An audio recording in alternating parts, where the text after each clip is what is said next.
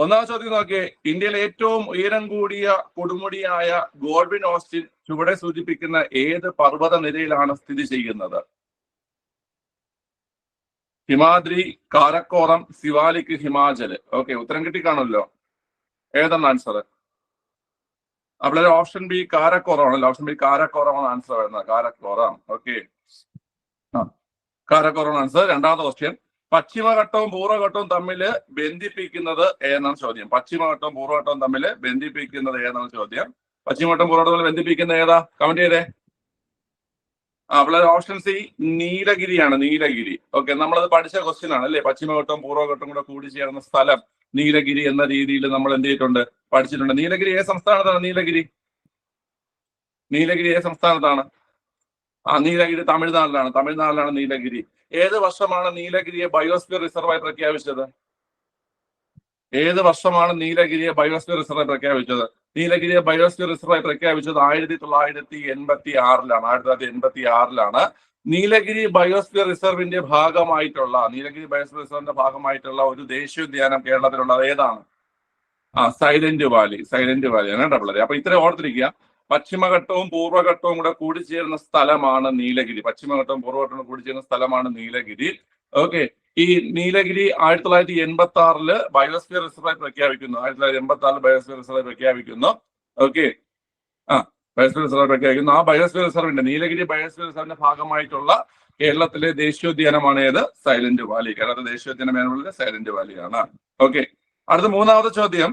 ചുവടെ സൂചിപ്പിക്കുന്നവയിൽ ഗോദാവരി നദിയുടെ പോഷക നദി ഏതാണ്? ഗോദാവരി നദിയുടെ പോഷക നദി ഏതാണ് ചോദ്യം? ഗോമതി, മനാസ്, സത്ലജ്, മഞ്ചീര. ഓക്കെ, കമന്റ് ചെയ്തേ. അപ്പോൾ ഓപ്ഷൻ ഡി മഞ്ചീരയാണ് ആൻസർ. ഓപ്ഷൻ ഡി മഞ്ചീരയാണ് ആൻസർ. കേട്ടോ, മഞ്ചീര. Option D മഞ്ചീരയാണ്. ഈ മഞ്ചീരയ്ക്ക് ഞാൻ ഒരു പോയിന്റ് പറഞ്ഞുതരാം കേട്ടോ. നമ്മൾ ഈ ഹൈദരാബാദിലും സെക്കന്ദരാബാദിലും ഒക്കെ ശുദ്ധജലം എത്തിക്കാൻ വേണ്ടി സഹായിക്കുന്നത് ഏത് നദി എന്ന് കേട്ട് കഴിഞ്ഞാല് ഈ പറഞ്ഞ മഞ്ചീരയാണ്. മനസ്സിലായ? ഹൈദരാബാദിലും സെക്കന്ദരാബാദിലും ഒക്കെ ശുദ്ധജലം എത്തിക്കാൻ വേണ്ടി സഹായിക്കുന്നത് ഏതാണ് കുട്ടികളെ? ഈ പറഞ്ഞ മഞ്ചീരയാണ്. മഞ്ചീര. ഓക്കെ, ഇനി നമുക്ക് ബാക്കിയുള്ളത് നോക്കാം. അവിടെ ഗോമതി ഏത് നദിയുടെ പോഷക നദിയാണ്? ഗോമതി ഏത് നദിയുടെ പോഷക നദിയാണ്? ഗോമതി ഗംഗാ നദിയുടെ പോഷക നദിയാണ് കേട്ടോ. ഗോമതി ഗംഗാ നദിയുടെ പോഷക നദിയാണ്. മനാസ് ഏത് നദിയുടേതാണ്? മനാസ് ബ്രഹ്മപുത്രയുടേതാണ് കേട്ടോ. മനാസ് ബ്രഹ്മപുത്രയുടേതാണ്. സത്ലജ് ഏതിന്റേതാ? സത്ലജ് സിന്ധു നദിയുടെ പോഷക നദിയാണ് കേട്ടോ. സത്ലജ് സിന്ധു നദിയുടെ പോഷക നദിയാണ്. ഓക്കെ, അപ്പൊ ഞാൻ ഈ പറയണതൊക്കെ നിങ്ങൾക്ക് അറിഞ്ഞാൽ നിങ്ങൾ പറഞ്ഞിട്ടുണ്ട്. നിങ്ങളൊരു റഫ് നോട്ടോ എന്തെങ്കിലും കയ്യിൽ വെച്ചിരിക്കുക. നമ്മളിങ്ങനെ ഡിസ്കസ് ചെയ്യുന്ന സമയത്ത് നിങ്ങൾക്ക് അറിഞ്ഞാൽ എന്തെങ്കിലും ഉണ്ടെങ്കിൽ ജസ്റ്റ് ഒന്ന് എന്തെങ്കിലും നോട്ട് ചെയ്ത് വെക്കുക കേട്ടോ. ഓക്കെ, കാരണം ഞാൻ പറഞ്ഞു നമ്മൾ പല നമ്മുടെ സിലബസിലുള്ള പല കാര്യങ്ങളും പഠിച്ചു പോകുന്നത് കേട്ടോ. നോട്ട് ചെയ്ത് പോകണം. ഓക്കെ, അറിഞ്ഞത് മാത്രം എഴുതി പോയാൽ മതി, എല്ലാം എഴുതി വെക്കണ്ട. ഓക്കെ, ഗോമതി. അപ്പൊ പിള്ളേരെ ഗോമതി ഓർക്കുക, ഗംഗാ നദിയുടെ പോഷക നദി. മനാസ് എന്ന് പറയുന്നത് ബ്രഹ്മപുത്ര നദിയുടെ പോഷക നദിയാണ്. സത്ലജ് എന്ന് വെച്ച് കഴിഞ്ഞാല് ആരുടെയാണ്? സിന്ധു നദിയുടെ പോഷക നദിയാണ്. അതുപോലെ മഞ്ചീര എന്ന് വെച്ച് കഴിഞ്ഞാല് നമ്മുടെ ഗോദാവരി നദിയുടെ പോഷക നദിയാണ്. അത് മാത്രമല്ല മഞ്ചീര നദിയിൽ നിന്നാണ് ഹൈദരാബാദിലും സെക്കന്ദരാബാദിലും ഇന്ത്യയുടെ ഇരട്ട നഗരങ്ങൾ എന്നറിയപ്പെടുന്നതാണ് ഹൈദരാബാദും സെക്കന്ദരാബാദും. ഇന്ത്യയുടെ ഇരട്ട നഗരങ്ങൾ ഹൈദരാബാദും സെക്കന്ദരാബാദും. ഈ ഹൈദരാബാദിലും സെക്കന്ദരാബാദിലും ശുദ്ധജലം എത്തിക്കുന്നത് ഏത് നദിയിൽ നിന്നാണ്? മഞ്ചീര നദിയിൽ നിന്നാണ്. ഓക്കെ, വേറൊരു ചോദ്യമുണ്ട്. ഈ ഹൈദരാബാദിനെയും സെക്കന്ദരാബാദിനെയും വേർതിരിക്കുന്ന ഒരു തടാകമുണ്ട്. ഹൈദരാബാദിനെയും സെക്കന്ദരാബാദിനെയും വേർതിരിക്കുന്ന തടാകം ഹുസൈൻ സാഗർ തടാകമാണ്. ഏതാണ്? ഹുസൈൻ സാഗർ തടാകമാണ് ഹൈദരാബാദിനെയും സെക്കന്ദരാബാദിനെയും വേർതിരിക്കുന്ന തടാകം. ഹുസൈൻ സാഗർ തടാകം. ഓക്കെ, അത് ഓർത്തിരിക്കുക. അതും വളരെ ഇമ്പോർട്ടന്റ് ആയിട്ടുള്ള ഒരു ചോദ്യമാണ്. ഓക്കെ, അടുത്ത ഈ പെൻഗംഗ ഏത് നദിയുടെ പോഷക നദിയാണ്? പെൻഗംഗ നമ്മൾ ചോദിക്കുന്നത്. പെൻഗംഗ ഈ റീസെന്റ് ആയിട്ട് ക്വസ്റ്റ്യൻ വന്നിട്ടുണ്ടായിരുന്നു. പെൻഗംഗ. പിള്ളേരെ പെൻഗംഗ, അതുപോലെ ശബരി, അതുപോലെ ഇന്ദ്രാവതി. പെൻഗംഗ, ശബരി, ഇന്ദ്രാവതി ഇതൊക്കെ ആരുടെ പോഷക നദികളാണ്? പിന്നെ വർദ്ധ എന്ന് പറയുന്ന പോഷക നദിയുണ്ട്. ഇതെല്ലാം ഗോദാവരിയാണ് കേട്ടോ. ഗോദാവരി. അപ്പം ഓർത്തോട്ടെ, പെൻഗംഗ അതുപോലെ തന്നെ ശബരി, ഇന്ദ്രാവതി, വർദ്ധ, പിന്നെ പൂർണ്ണ എന്നൊരു പോഷക നദിയുണ്ട്. ഇതൊക്കെ ആരുടെ പോഷക നദി കേട്ട് കഴിഞ്ഞാൽ ഇതെല്ലാം ഏതാണ്? ഗോദാവരി നദിയുടെ പോഷക നദികളാണ് കേട്ടോ. ഓക്കെ, വൃദ്ധഗംഗ എന്നറിയപ്പെടുന്നത് ഏതാണ്? ഗോദാവരിയാണ്. വൃദ്ധഗംഗ എന്നറിയപ്പെടുന്നത് ഗോദാവരിയാണ്. വൃദ്ധഗംഗ എന്നറിയപ്പെടുന്നത് ഗോദാവരിയാണ്. അത് നമ്മൾ പഠിച്ചിട്ടുണ്ട്. കണക്ഷൻ വെച്ചെടുത്തില്ലേ? ഗോദാവരി നിൽക്കുമ്പോൾ നമുക്കൊരു പ്രായമുള്ള മുത്തശ്ശിയിൽ നമുക്ക് ഓർമ്മ വരുന്നേ അല്ലേ? അങ്ങനെ ഓർത്തിരുന്നാൽ മതി. ഓക്കെ. അടുത്ത ചോദ്യം, കേന്ദ്ര വനം പരിസ്ഥിതി മന്ത്രാലയം നിലവിൽ വന്ന വർഷം. വർദ്ധ എന്നൊരു പോഷകതയുണ്ട് കേട്ടാ. വർദ്ധ, പ്രാണഹിത, അങ്ങനെ ഒരുപാട് പോഷകതകളുണ്ട്. ഇതൊക്കെ അതിൽ സ്ഥിരമായി ചോദിക്കുന്നത് ഞാൻ പറഞ്ഞുതരാം. മഞ്ചീര നമുക്ക് ചോദിക്കുന്ന ചോദ്യമാണ്. അതുപോലെ ഈ പറയുന്ന പെൻഗംഗ ചോദിക്കുന്നതാണ്. പെൻഗംഗ ചോദിക്കും. ശബരി ചോദിക്കുന്നതാണ്. ഇന്ദ്രാവതി ചോദിക്കുന്നതാണ്. ഇന്ദ്രാവതി. പിന്നെ പൂർണ്ണ എന്നൊരു പോഷക നദിയുണ്ട്, പൂർണ്ണ. അതുപോലെ തന്നെ പ്രാണഹിത എന്നൊരു പോഷക നദിയുണ്ട്. വർദ്ധ എന്നൊരു പോഷക നദിയുണ്ട്. ഇതെല്ലാം ഈ പറഞ്ഞ ഗോദാവരി നദിയുടെ പോഷക നദികളാണ്. ഗോദാവരി നദിയുടെ പോഷക നദികളാണ് മഞ്ചീര, പെൻഗംഗ, ഇന്ദ്രാവതി, ശബരി, പൂർണ്ണ, പ്രാണഹിത, വർദ്ധ. ഇതെല്ലാം ഏതിന്റെയാണ്? ഈ പറയുന്ന ഗോദാവരി നദിയുടെ പോഷക നദികളാണ്. ഓർത്തിരിക്കുക, ഇവരെ ചോദിക്കുന്നതാണ് കേട്ടോ. ഓക്കെ. കേന്ദ്ര വനം പരിസ്ഥിതി മന്ത്രാലയം നിലവിൽ വന്ന വർഷം 1986, 1987, 1985, 1984. ഉത്തരം അറിയാന്നുള്ളത് കമന്റ് ചെയ്തേ. എല്ലാരും ഏയും കമന്റ് ചെയ്ത് പോവുക. എടാ, ഞാൻ നിങ്ങൾക്ക് ഇത് പഠിപ്പിച്ചിട്ടുള്ള സാധനം ഉണ്ടാ? ഞാൻ ഈ വനം വന്യജീവി പ്രധാന വർഷം എന്ന് പറഞ്ഞ് ഞാൻ പഠിപ്പിച്ചിട്ടുള്ളത് ഓപ്ഷൻ സി ആണ് ആൻസർ. Option C. 1986 പരിസ്ഥിതി സംരക്ഷണ നിയമമാണ്. 86 പരിസ്ഥിതി സംരക്ഷണ നിയമമാണ്. വനം പരിസ്ഥിതി മന്ത്രാലയം 1985 വനം പരിസ്ഥിതി മന്ത്രാലയം 1985 ഒരു ലിസ്റ്റ് ഇട്ട് ഞാൻ പഠിപ്പിച്ച ഓർമ്മയുണ്ട്. 1882 ഏത് മദ്രാസ് വന നിയമം തുടങ്ങി 2010 വരെയുള്ള കാര്യങ്ങൾ, 2010, 2011 ജൈവ വൈവിധ്യ വർഷവും വനവർഷവും വരെയുള്ള കാര്യങ്ങൾ ഞാൻ പഠിപ്പിച്ചിട്ടുണ്ട്. അതിന് ഞാൻ പഠിപ്പിച്ചതാണ് 1985 വനം പരിസ്ഥിതി മന്ത്രാലയം 1985. 86 പരിസ്ഥിതി സംരക്ഷണ നിയമം, 86 പരിസ്ഥിതി സംരക്ഷണ നിയമമാണ് 86 കേട്ടോ. മറക്കരുത്, ഇനി മറക്കരുത്. 86 പരിസ്ഥിതി സംരക്ഷണ നിയമം, 85 വനം പരിസ്ഥിതി മന്ത്രാലയം. ഓക്കെ, ശരി. ദേശീയ വന സംരക്ഷണ നിയമം ഏത് വർഷമാണ്? ദേശീയ വന സംരക്ഷണ നിയമം, ഫോറസ്റ്റ് കൺസർവേഷൻ ആക്ട് ഏത് വർഷമാണ്? വന്യജീവി സംരക്ഷണം. ചോദ്യം കേട്ടിട്ട് ഉത്തരം പറയും. ഇതെന്തുവാ നിങ്ങൾ ഇത്രയും പഠിച്ചിട്ട് നിങ്ങൾ മണ്ടത്തരം വിളിച്ച് പറയുന്നേ? വന്യജീവി സംരക്ഷണ നിയമമാണ് 1972. വന്യജീവി സംരക്ഷണ നിയമം 1972 കേട്ടാ. വന സംരക്ഷണ നിയമം 1980. വന സംരക്ഷണ നിയമം, ദേശീയ വന സംരക്ഷണ നിയമം 1980. നിങ്ങൾ ഈ ഇടയ്ക്ക് വർക്ക്ഔട്ട് ചെയ്ത ആ ഒരു 2019 VO ക്വസ്റ്റ്യൻ പേപ്പറിൽ ചോദ്യം ഇല്ലായിരുന്നു? ആരും കണ്ടില്ലേ? ഉണ്ടായിരുന്നു. എന്നിട്ട് എന്തിനാ നിങ്ങൾ തെറ്റ് വിളിച്ച് പറയുന്നേ? ക്വസ്റ്റ്യൻ പേപ്പർ വർക്ക്ഔട്ട് ചെയ്തിരുന്നത് ഇതിനാണോ? കൊള്ളാലോ. നിങ്ങള് പ്രീവിയസ് ക്വസ്റ്റ്യൻ പേപ്പർ വർക്ക്ഔട്ട് ചെയ്ത് അറിഞ്ഞുകൂടാത്തതും സംശയമുള്ളതുമായ എല്ലാ ചോദ്യങ്ങളും എഴുതി പഠിക്കാൻ നിങ്ങൾക്ക് പറഞ്ഞതാണ്. കൊണ്ട് കുളമാക്കരുത് കേട്ടാ. ഓക്കെ, ശരി. എനിക്കറിയാം അതിലെ ക്വസ്റ്റ്യൻ ഉണ്ടെന്ന്. കാരണം ഞാനത് ചെയ്ത് നോക്കിയിട്ടില്ല. എനിക്കറിയാം, ഞാൻ മുമ്പ് കണ്ടിട്ടുണ്ട് ക്വസ്റ്റ്യൻ. 2019 VOക്ക് ഇന്ന ചോദ്യം വന്നിട്ടുണ്ട്. എനിക്കറിയാം. അതിന് ശേഷം എത്രയോ തവണ വന്നിട്ടുണ്ട്.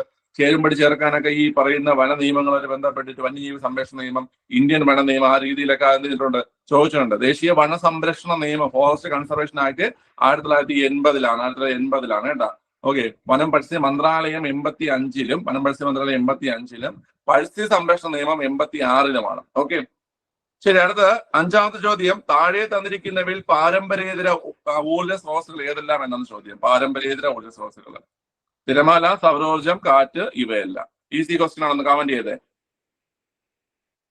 ഓപ്ഷൻ ഡി ആണ്. ഇതെല്ലാം എന്താണ്? പാരമ്പര്യേതര ഊർജ്ജ സ്രോതസ്സുകളാണ് അല്ലെ? ഇതെല്ലാം പാരമ്പര്യേതര ഊർജ്ജ സ്രോതസ്സുകൾ. കാരണം നിങ്ങൾ റീസെന്റ് ആയിട്ട് പരീക്ഷ ടോപ്പിക് ആയിട്ട് പഠിച്ചത് ഇതാണ്. ഓക്കെ, ക്ലിയർ ആണ്, നിങ്ങൾക്ക് അറിയാതെ. അടുത്ത്, മെച്ചപ്പെട്ട വിദേശ ഭരണത്തെക്കാൾ നല്ലത് തദ്ദേശീയരുടെ മെച്ചമില്ലാത്ത ഭരണമാണ് എന്ന് പറഞ്ഞത് ആരാണ്? മെച്ചപ്പെട്ട വിദേശ ഭരണത്തെക്കാൾ നല്ലത് തദ്ദേശീയരുടെ മെച്ചമില്ലാത്ത ഭരണമാണ് എന്ന് പറഞ്ഞത് ആരെന്നാണ് ചോദ്യം. ഭഗത് സിംഗ്, ലാലാ ലജ്പത് റായ്, ബാലഗംഗാധര തിലകൻ, ഗാന്ധിജി. ഉത്തരം അറിയാന്നുള്ള കമന്റ് ചെയ്യേ. അവിടെ ഓപ്ഷൻ സി ബാലഗംഗാധര തിലകനാണ് ആൻസർ. ഓപ്ഷൻ സി ബാലഗംഗാധര തിലകനാണ് ആൻസർ വരുന്നത്. മെച്ചപ്പെട്ട വിദേശ ഭരണത്തെക്കാൾ നല്ലത് തദ്ദേശീയരുടെ മെച്ചമില്ലാത്ത ഭരണമാണെന്ന് പറഞ്ഞത് ആരാണ് കുട്ടികളെ? ബാലഗംഗാധര തിലകനാണ്. ബാലഗംഗാധര തിലകൻ. ഓപ്ഷൻ സി ബാലഗംഗാധര തിലകനാണ് ആൻസർ ആയിട്ട് വരുന്നത്. ഓക്കെ, അടുത്ത 7ാമത്തെ ചോദ്യം, ടിപ്പു സുൽത്താനിൽ നിന്ന് ബ്രിട്ടീഷുകാർക്ക് മലബാർ ലഭിച്ചത് ഏത് ഉടമ്പടി പ്രകാരമാണ്? 1791 ബ്രിട്ടീഷുകാരുമായുള്ള ഉടമ്പടി, 1792 ശ്രീരംഗപട്ടണ ഉടമ്പടി, 1795 ബ്രിട്ടീഷുകാരുമായുള്ള ഉടമ്പടി, 1805 ബ്രിട്ടീഷുകാരുമായുള്ള ഉടമ്പടി. ഓക്കെ, ഉത്തരം കമന്റ് ചെയ്തേ.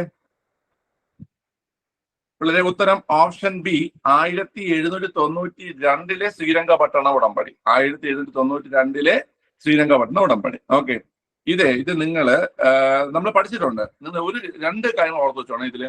ഈ ശ്രീരംഗപട്ടണ ഉടമ്പടി ഏത് മൈസൂർ യുദ്ധത്തിന് ശേഷമാണ്? എത്ര മൈസൂർ യുദ്ധത്തിന് ശേഷമാണ്? മൂന്നാം മൈസൂർ യുദ്ധത്തിന് ശേഷമാണ് ശ്രീരംഗപട്ടണ ഉടമ്പടി. മൂന്നാം മൈസൂർ യുദ്ധത്തിന് ശേഷമാണ് ശ്രീരംഗപട്ടണ ഉടമ്പടി. ഈ ശ്രീരംഗപട്ടണ ഉടമ്പടി പ്രകാരം മലബാർ മാത്രമാണ് അവർക്ക് ലഭിച്ചത്, ബ്രിട്ടീഷുകാർക്ക് ലഭിച്ചത്. മലബാർ മാത്രമല്ല, വളരെ മലബാർ ഉണ്ട്, പിന്നെ കുടക് എന്ന് പറയും. കുടക് എന്ന് വെച്ചാൽ ഇപ്പോഴത്തെ കൂർഗ്. കുടക് അല്ലെങ്കിൽ ഇപ്പോഴത്തെ കൂർഗ്. കുടക് അല്ലെങ്കിൽ ഇപ്പോഴത്തെ കൂർഗ്. പിന്നെ ഡിണ്ടിഗൽ, വളരെ ഡിണ്ടിഗൽ ഉണ്ട്. ഡിണ്ടിഗൽ. ഓക്കെ, ഡിണ്ടിഗൽ ഉണ്ട്. പിന്നെ ബരമഹൽ ഉണ്ട്. വളരെ ബരമഹൽ എന്ന് പറഞ്ഞ സ്ഥലമുണ്ട്, ബരമഹൽ. ഓക്കെ, ഇത് നമ്മുടെ SCERT-യിലും NCERT-യിലും പറയുന്നുണ്ട്. ഇത് നിങ്ങൾ ഓർത്ത് വെച്ചോണം. നമ്മൾ മലബാർ മാത്രം പഠിച്ചുകൊണ്ട് പോകും. ചിലപ്പോൾ ചോദിക്കുന്നത് ഇങ്ങനെയായിരിക്കും, ഏതൊക്കെ സ്ഥലങ്ങളാണ് ലഭിച്ചതെന്ന് ചോദിക്കും. മനസ്സിലായ? അപ്പൊ മറക്കണ്ട, മലബാർ ഉണ്ട്, പിന്നെ കുടക് അല്ലെങ്കിൽ കൂർഗ്. കുടകും കൂർഗും ഒന്നാണ് കേട്ടോ, കുടകും കൂർഗും ഒന്നാണ്.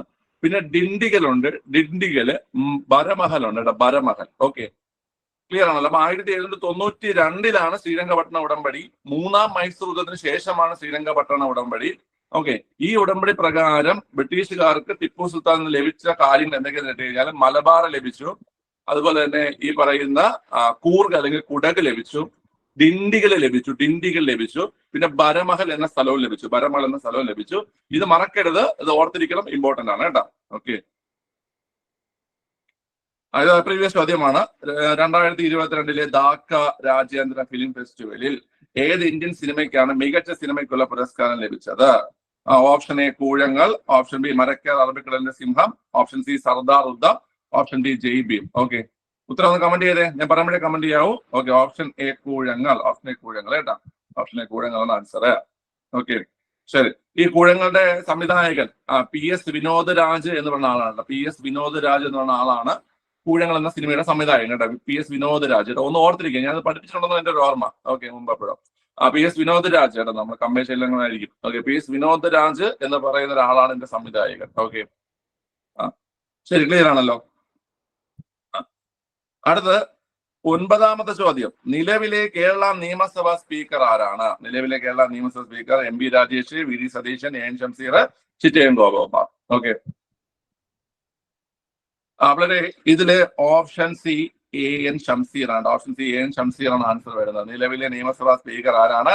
AN ഷംസീർ ആണ്. എടാ, ഈ ചിറ്റയം ഗോപകുമാറിന് എന്തെങ്കിലും ചോദ്യം ഉണ്ടോ? ചിറ്റയം ഗോപകുമാറിന് വളരെ ഡെപ്യൂട്ടി സ്പീക്കറാണ്. നിലവിലെ ഡെപ്യൂട്ടി സ്പീക്കറാണ് ചിറ്റയം ഗോപകുമാർ. ചിറ്റയം ഗോപകുമാർ നിലവിലെ ഡെപ്യൂട്ടി സ്പീക്കറാണ്. നിലവിലെ ഡെപ്യൂട്ടി സ്പീക്കർ ചിറ്റയം ഗോപകുമാറും സ്പീക്കർ AN ഷംസീറുമാണ്. മറക്കട്ടെ, രണ്ടുപേരും ഓർത്ത് വെച്ചിരിക്കുക. AN ഷംസീർ സ്പീക്കറും ചിറ്റയം ഗോപകുമാർ ഡെപ്യൂട്ടി സ്പീക്കറുമാണ് കേട്ടോ. രണ്ടും ചോദിക്കാൻ ചാൻസ് ഉള്ളതാണ്. നമുക്ക് സ്ഥിരം ചോദിക്കുന്ന സ്പീക്കറാണ്, ചിലപ്പോൾ എന്ത് ചെയ്യാറുണ്ട്, ഡെപ്യൂട്ടി സ്പീക്കറും കയറി ചോദിക്കാറുണ്ട്. ഓക്കെ, നന്നായിട്ട് ഓർത്തിരിക്കുക അത്. ശരി, അടുത്ത 10ാമത്തെ ചോദ്യം. കൃഷിയും അനുബന്ധ പ്രവർത്തനങ്ങളും ഉൾപ്പെടുന്ന സാമ്പത്തിക പ്രവർത്തന മേഖല ഏതാണ് എന്നാണ് ചോദ്യം. ഈസി ക്വസ്റ്റ്യൻ ആണ്, നമ്മൾ എപ്പോഴും കാണുന്നൊരു ചോദ്യമാണ്. കമന്റ് ചെയ്തേ. ഓപ്ഷൻ സി പ്രാഥമിക മേഖല. ഓപ്ഷൻ സി പ്രാഥമിക മേഖലയാണ് ആൻസർ. ഓപ്ഷൻ സി പ്രാഥമിക മേഖലയാണ് കേട്ടോ. ഓക്കെ. അടുത്ത് ദേശീയ മനുഷ്യാവകാശ കമ്മീഷൻ, അതായത് NHRC പൂർണ്ണ പറയുള്ളൂ. NHRC എന്താണ്? National human rights commission. മനസ്സിലായ? NHRC പൂർണ്ണ രൂപം നാഷണൽ ഹ്യൂമൻ റൈറ്റ്സ് കമ്മീഷൻ എന്നാണ്. എടാ, അത് ചിലപ്പോൾ ചോദിക്കും. മനസ്സിലായില്ലേ? ഇങ്ങനെ ചോദിക്കും, NHRC പൂർണ്ണ രൂപം എന്ത്?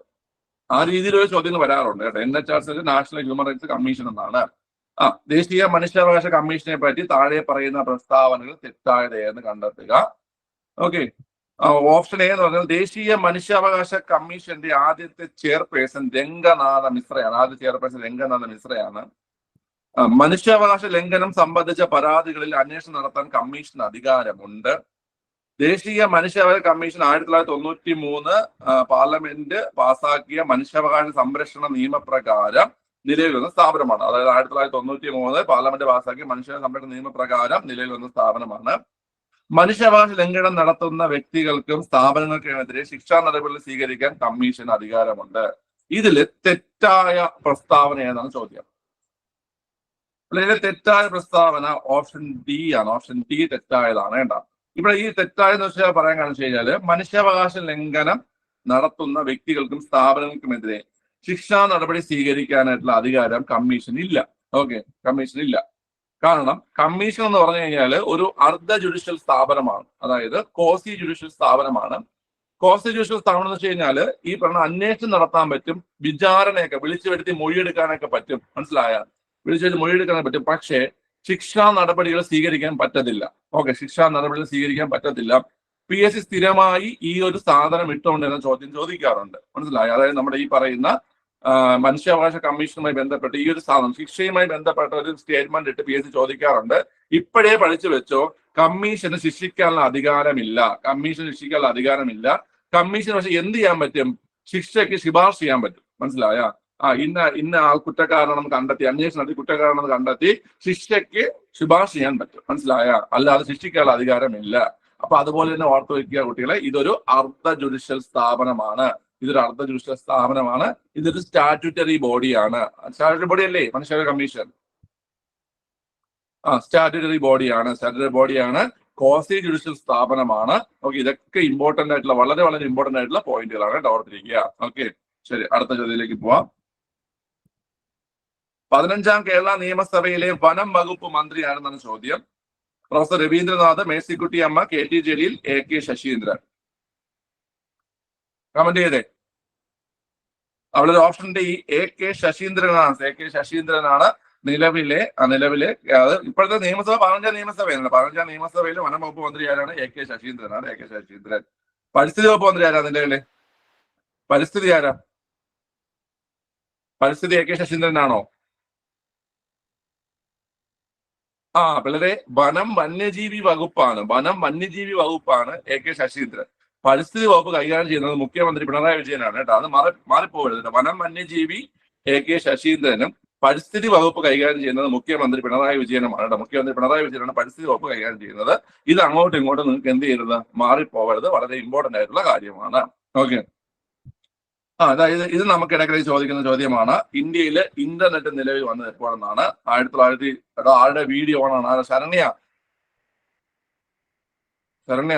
എന്നല്ലേ പേര്? ആരുടെ പേര്?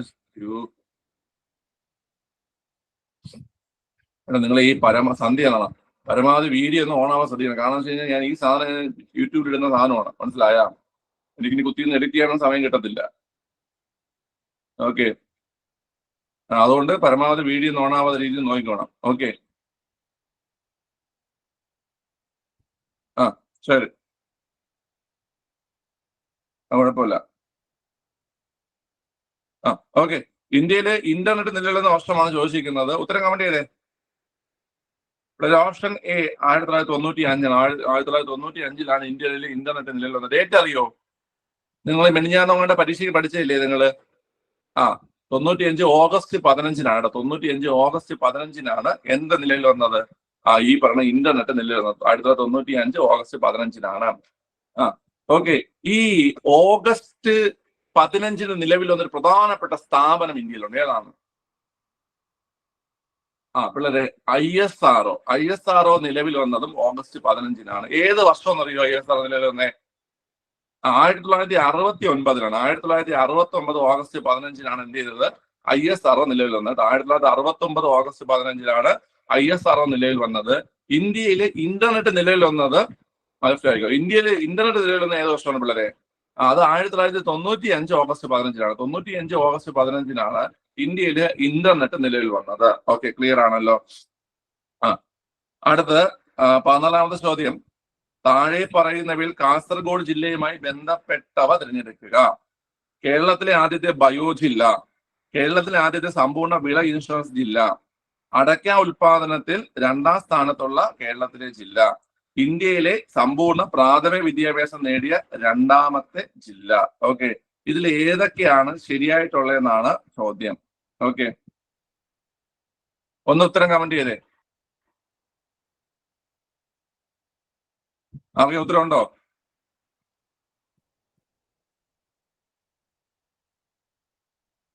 പിള്ളേരെ ഇത് ഓപ്ഷൻ എ ആണ് ആൻസർ. ഓപ്ഷൻ എ ആണ്. അതായത് 1, 2, 4 എന്ന പിള്ളേരെ 1, 2, 4 വരുന്നത്. അതായത് കേരളത്തിൽ ആദ്യത്തെ ബയോ ജില്ല അത് കറക്റ്റ് ആണ്. ആദ്യത്തെ ബയോ ജില്ല അത് കറക്റ്റ് ആണ്. കേരളത്തിൽ ആദ്യത്തെ സമ്പൂർണ്ണ വിള ഇൻഷുറൻസ് ജില്ല നമ്മൾ പഠിച്ചിട്ടുണ്ട്. കേരളത്തിൽ ആദ്യത്തെ സമ്പൂർണ്ണ വിള ഇൻഷുറൻസ് ജില്ല അത് നമ്മൾ പഠിച്ചിട്ടുണ്ട്. അടയ്ക്ക ഉൽപാദനത്തില് 1ാം സ്ഥാനത്താണ്. മനസ്സിലായി? അടയ്ക്ക ഉൽപാദനത്തിൽ 1ാം സ്ഥാനത്താണ്. 1ാം സ്ഥാനത്താണ് അടയ്ക്ക ഉൽപാദനത്തില് 1ാം സ്ഥാനത്താണ് ഏതുള്ളത്? ഈ പറയുന്ന കാസർഗോഡ് ജില്ല ഉള്ളത്. അടയ്ക്ക എന്നാണെന്നറിയാമോ? അടയ്ക്ക നമ്മൾ അടയ്ക്ക എന്ന് വെച്ച് കഴിഞ്ഞാല് നമ്മൾ ഇങ്ങോട്ടൊക്കെ നമ്മളെ കവുങ്ങെന്ന് പറയും. കവുങ്ങ് നമ്മൾ തിരുവനന്തപുരത്തെ കവുങ്ങെന്ന് പറയും. കവുങ്ങ്. ഓക്കെ. അരക്നട്ട്. അതിന് അരക്നട്ട്. കവുങ്ങ് പാക്കെന്നൊക്കെ പറയും. നിങ്ങൾ എല്ലാവരും അങ്ങനെ പറയണത്? എല്ലാ ജില്ലക്കാരും അങ്ങനെ പറയുന്നേ? പാക്ക്. വെറ്റില അടയ്ക്ക എന്നൊക്കെ വെറ്റില അടയ്ക്ക പാക്കെന്നൊക്കെ പറയുന്നത്. ഓക്കെ. അത് ഏറ്റവും കൂടുതൽ ഉത്പാദിപ്പിക്കുന്നത് നമ്മുടെ കാസർഗോഡ് ജില്ലയിലാണ്. ഓക്കെ. നാഗാർജുന സാഗർ അണക്കെട്ട് സ്ഥിതി ചെയ്യുന്ന നദി ആണ് ചോദ്യം. നാഗാർജുന സാഗർ അണക്കെട്ട് സ്ഥിതി ചെയ്യുന്ന നദി ഗോദാവരി, കാവേരി, കൃഷ്ണ, നർമ്മദ. ഓക്കെ. കമന്റ് ചെയ്തേ. അപ്പോൾ ഓപ്ഷൻ സി കൃഷ്ണയാണ് അല്ലേ? ഓപ്ഷൻ സി കൃഷ്ണയാണ് ആൻസർ. കൃഷ്ണയാണ് കേട്ടാ. നാഗാർജുന സാഗർ അണക്കെട്ട് സ്ഥിതി ചെയ്യുന്ന നദി ഏതാണ്? കൃഷ്ണയാണ്. ഓക്കെ. ഈ അർജുനനെ കൃഷ്ണൻ കാണ്ടി വെച്ചിരുന്ന നദി. അർജുനനെ കൃഷ്ണൻ കാണ്ടി വെച്ചിരുന്ന കേട്ടോ. നാഗാർജുന കൃഷ്ണ അല്ലെങ്കിൽ കാട്ടി അവിടെ നാഗത്തിന്റെ മുകളിലല്ലേ കൃഷ്ണൻ ഡാൻസ് കളിക്കുന്നത്? ഏത് നാഗം അറിയോ? നാഗത്തിന്റെ പേരറിയോ? കാളിയൻ. കാളിയൻ എന്ന് പറയുന്ന നാഗത്തിന്റെ മുകളിലാണ് അല്ലേ? ഓക്കെ, ശരി. അപ്പൊ നാഗാർജുന സാഗർ അണക്കെട്ട് ഏതാണ്? കൃഷ്ണ നദിയിലാണ്. അടുത്ത കേരളത്തിലെ ഏറ്റവും വലിയ വന്യജീവി സങ്കേതം Idukki, Periyar, Silent Valley, Parambikulam. Okay, പെട്ടെന്ന് കമന്റ് ചെയ്തേ. അവിടെ ഓപ്ഷൻ ബി പെരിയാറാണ്. പെരിയാറാണ് ആൻസർ. ഓക്കെ. അടുത്ത് ഹോർത്തോസ് മലബാർ കേസ് എന്ന ഗ്രന്ഥം തയ്യാറാക്കിയിരിക്കുന്നത് ഏത് ഭാഷയിലാണ്? Greek, Latin, English, Malayalam. Comment ചെയ്തേ.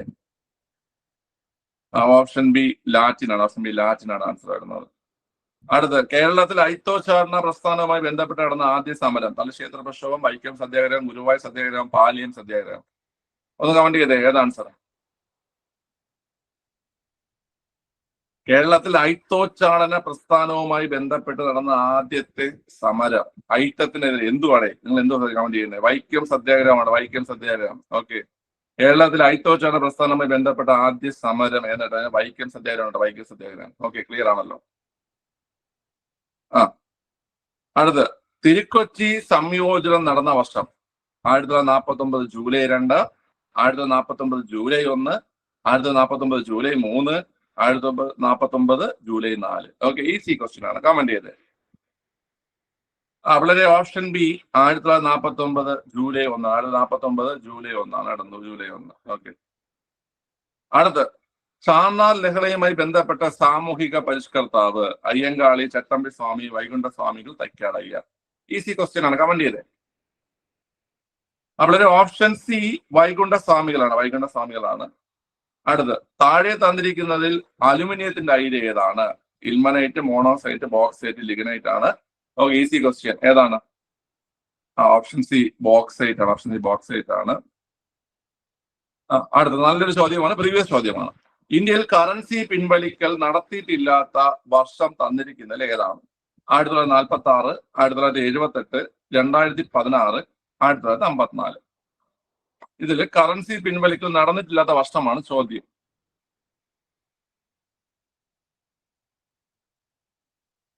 സി ഒക്കെ എന്തർത്ഥത്തിലാണോ നിങ്ങൾ കമന്റ് ചെയ്യണം. ഈ 2016 നവംബർ 8 അല്ലേടാ ഈ പറയുന്ന കറൻസി പിൻവലിക്കൽ നിങ്ങൾക്ക് അറിയാവുന്ന സംഭവം നടന്നത്? ഇത് ഇവിടെ നോക്കി നിങ്ങൾ കമന്റ് ചെയ്യുന്നേ. പിള്ളേരെ ശ്രദ്ധിച്ചിട്ട് ചെയ്യേട്ടോ, വെപ്രാളം കാണിക്കാതാ. ക്വസ്റ്റ്യൻ വായിക്കാൻ നിങ്ങൾക്ക് സമയം കിട്ടില്ല. നിങ്ങൾ എന്റെ അടുത്ത് കമന്റ് ചെയ്ത് പറയാം, സാർ കുറച്ച് സമയം വേണം എന്നുള്ളത് കമന്റ് ചെയ്ത് പറയാം. നിങ്ങൾ അല്ല മണ്ടത്തിൽ നിങ്ങൾ കമന്റ് ചെയ്യാതാ. ഇവിടെ ആൻസർ വേണ്ടത് 1954 കറൻസി പിൻവലിക്കൽ നടന്നിട്ടില്ലാത്ത. അതായത് ഇതുവരെ 3 തവണയാണ് നമ്മുടെ രാജ്യത്ത് കറൻസി പിൻവലിച്ചിട്ടുള്ളത്. മനസ്സിലായോ? 3 തവണ. മനസ്സിലായി? അതും പഠിച്ചിട്ട് 3 തവണയാണ് ഇതുവരെ കറൻസി പിൻവലിക്കൽ നടന്നിട്ടുള്ളത്. അതിൽ ആദ്യത്തേത് 1946 1946 കറൻസി പിൻവലിക്കൽ. അത് നമ്മൾ ഇൻഡിപെൻഡന്റ് ആവുന്നതിന് മുമ്പ്, സ്വാതന്ത്ര്യം ലഭിക്കുന്നതിന് മുമ്പ് 1946 ആദ്യമായി കറൻസി പിൻവലിക്കുന്നത്. രണ്ടാമത് 1978 മൊറാർജി ദേശായി ഗവൺമെന്റിന്റെ സമയത്ത് 1978 എന്ത് ചെയ്തു? കറൻസി പിൻവലിച്ചു. പിന്നെ 2014 നമ്മുടെ നരേന്ദ്രമോദി സർക്കാർ 2016 നവംബർ 8 ആ ഡേറ്റ് പഠിച്ചു വെച്ചാൽ വീണ്ടും മാർക്ക് കിട്ടും. 2016 നവംബർ 8 നമുക്ക് 8ന്റെ പണി എന്തെങ്കിലും ഓർത്താൽ മതി. നവംബർ 8-നാണ് നമുക്ക് 8-ന്റെ പണി ആര് തന്നത്? മോദിജി തന്നെ ഓർത്താൽ മതി കേട്ടോ. ഓക്കെ, മോദിജി മാത്രമല്ല, നിങ്ങൾ മോദിജിയെ കുറ്റം പറയില്ലേ നോട്ട് നിരോധിച്ചെന്ന് പറഞ്ഞുകൊണ്ട്. ഇപ്പൊ മനസ്സിലായോ? മോദിജി മാത്രമല്ല നോട്ട് നിരോധിച്ചിട്ടുള്ളത്, അതിന് മുമ്പും എന്റെ കല്യാണത്തിന് ഓടിയായിരുന്ന. ആ ഓക്കെ, മാരേജ് കഴിഞ്ഞ് പിറ്റേ ദിവസം, അത് കുഴപ്പമില്ലല്ലോ, മാരേജ് കഴിഞ്ഞല്ലോ. ആ പൈസയൊക്കെ മാറാൻ കുറെ പണിപ്പെട്ട് കാണുമല്ലോ ഈ കല്യാണത്തിന് കിട്ടിയ പൈസയൊക്കെ മാറാൻ. ഓക്കെ ശരി.